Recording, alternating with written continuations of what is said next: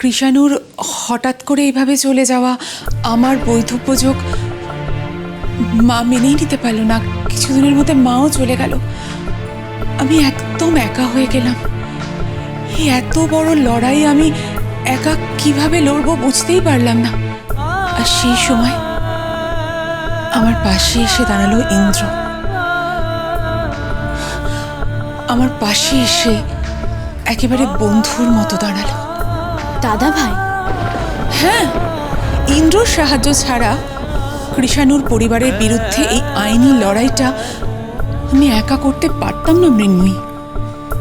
আর ইন্দ্রর সঙ্গে আমার জাস্ট কদিনের পরিচয়।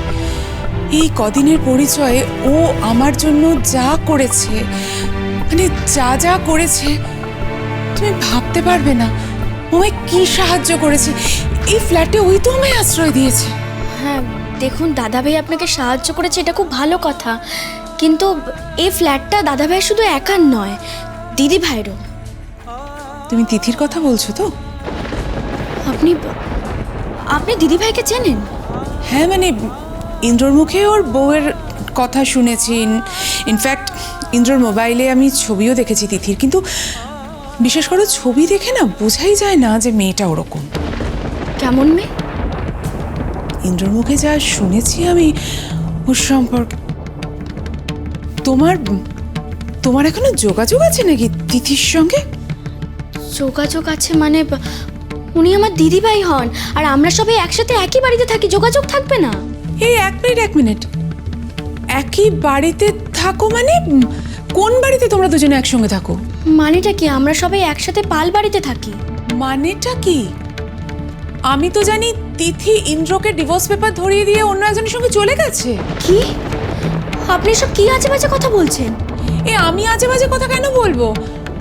আমাকে ইন্দ্র যা বলেছে আমি সেই কথাগুলোই বলছি। মিথ্যে। দাদা ভাই আপনাকে সব মিথ্যে কথা বলেছে। ইন্দ্র আমাকে মিথ্যে কথা বলতে যাবে কেন? সেটা আমি জানি না, কিন্তু বিশ্বাস করুন দিদি ভাইয়ের মতো মানুষ হয় না। রিয়েলি? তাই বোধহয় তিথি কোনোদিন মা হতে চায়নি। এমনকি ডিভোর্সের পর নিজের ছেলেকে নিয়েও যেতে চায় না।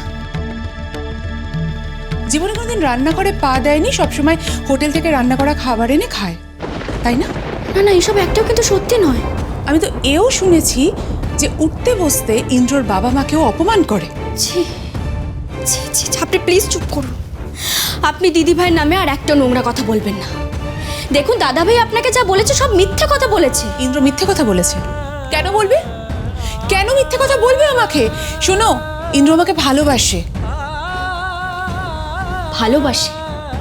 শুনুন, যে মানুষ দিদি ভাইয়ের মতো মেয়েকে ভালোবাসতে পারে না, দিদি ভাইয়ের মতো মেয়ের নামে মিথ্যে কথা বলে, দিদি ভাইয়ের মতো বউ থাকা সত্ত্বেও, আবিরের মতো ওরকম একটা ফুটফুটে ছেলে থাকা সত্ত্বেও অন্য একজন মেয়ের সাথে সম্পর্ক রাখে, তাকে ভালোবাসে, সে মানুষটা যে কাল অন্য মেয়ের জন্য আপনাকে ছেড়ে যাবে না তার কি কোনো গ্যারান্টি আছে? মৃন্ময়ী, চুপ করো, একদম চুপ। আর একটা কথাও বলবে না। তোমাকে আমি এই ঘরে ঢুকতে দিয়েছি, তার মানে এই অধিকার তোমাকে দিইনি যে তুমি যা খুশি তাই বলবে। আমি যা খুশি তাই বলছি না দিদি, আপনি ভালো করে খোঁজ খবর নিয়ে দেখুন। দিদি ভাই কিন্তু এখনো পাল বাড়িতেই থাকে, দাদা ভাইয়ের বউ, আর এখনো পর্যন্ত দিদি ভাই দাদা ভাইয়ের বাবা মাকে সেবা করে। আর আবিরের কথা বলছি, আবিরকে তো দিদি ভাই নিজের থেকেও বেশি ভালোবাসে। এত অত্যাচার করা সত্ত্বেও দিদি ভাই এখনো পর্যন্ত ওই বাড়ি ছেড়ে যায়নি। কেন জানেন? কারণ দিদি ভাই দাদা ভাইকে খুব ভালোবাসে। কি বলছো তুমি? আমার সবকিছু গলিয়ে যাচ্ছে। আচ্ছা আপনি ঠান্ডা মাথায় সবটা ভাবুন, একটু ভেবে দেখুন। কিন্তু ইন্দ্র আমাকে বলেছে, বারবার বলেছে যে ইন্দ্র আমাকেই ভালোবাসে। আচ্ছা দেখুন, দাদা ভাই যদি আপনাকে সত্যি ভালোবাসতো তাহলে কি এভাবে দাদা ভাই নতুন ফ্ল্যাটে আপনাকে লুকিয়ে রাখতো? দাদা ভাইয়ের বাবা মায়ের সাথে আপনার পরিচয় করাতো? হ্যাঁ, আমারও খুব ইচ্ছে করে জানো ইন্দ্রর পরিবারের সকলের সঙ্গে পরিচয় করতে। আমি ওনাদের সাথে আপনার দেখা করাবো। সত্যি বলছো? বড় মা জেঠুমনির সাথে দেখা করলে আপনার মনটা সত্যি খুব ভালো লাগবে। আর জানেন তো, আমার বড় মা না একদম মাটির মানুষ, জেঠুমনিও আর আগের মতো নেই। তাই তাই হয়তো ইন্দ্র এত ভালো মানুষ হয়েছে। না, দাদা ভাই কিন্তু অতটাও ভালো মানুষ নয়। দাদা ভাই একজন স্বার্থপর মানুষ, নিজের স্বার্থের জন্য দাদা ভাই যা খুশি তাই করতে পারে।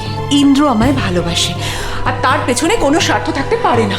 নিশ্চয়ই কোনো স্বার্থ আছে, কোনো না কোনো স্বার্থ নিশ্চয়ই আছে। আপনি কেন বুঝতে পারছেন না? দেখুন, দাদা ভাইয়ের যদি কোনো স্বার্থ না থাকতো তাহলে আপনাকে এইভাবে কেন মিথ্যা কথা বললো? আমি তো সেটাই বুঝতে পারছি না।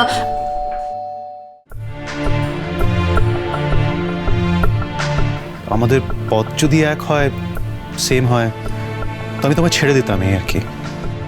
ছেড়ে তো দিয়েছেন অনেকদিন আগে।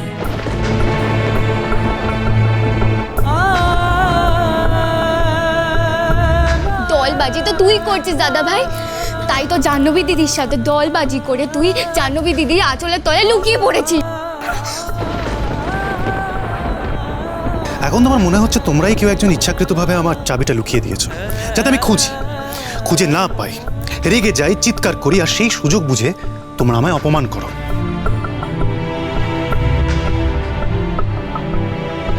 এই যে আপনার চাবি।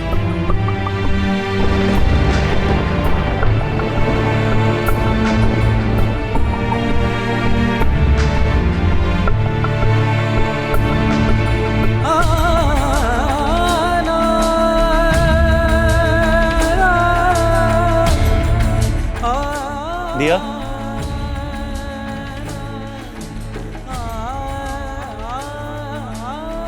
নিজের দাদার সাথে কথা বলবি না?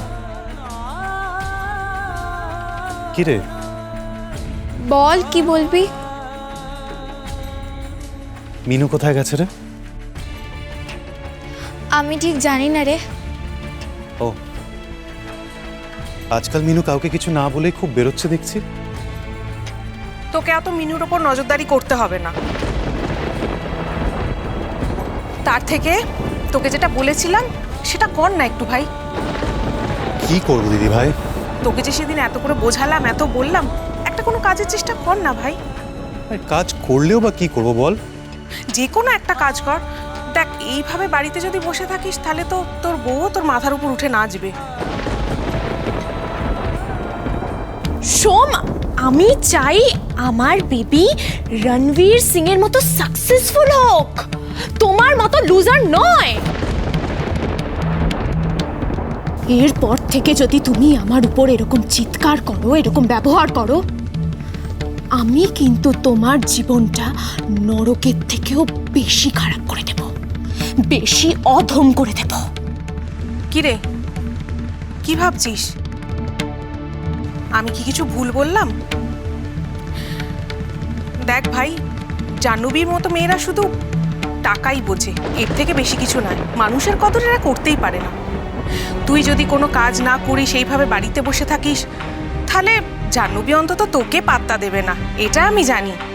জাহ্নবীর কাছে তোর কোনো ভ্যালুই থাকবে না। সে তো আমি জানি দিদি ভাই।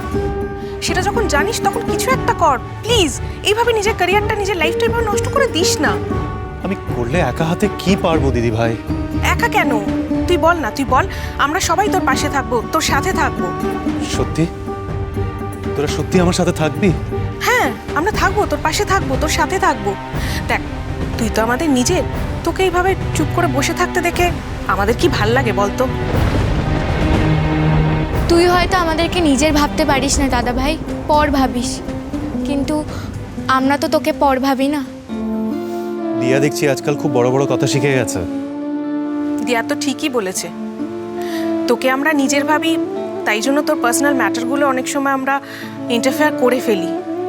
এবার তুই কি করবি কি না করবি সেটা তুই নিজে ঠিক করবি, ঠিক আছে? চল।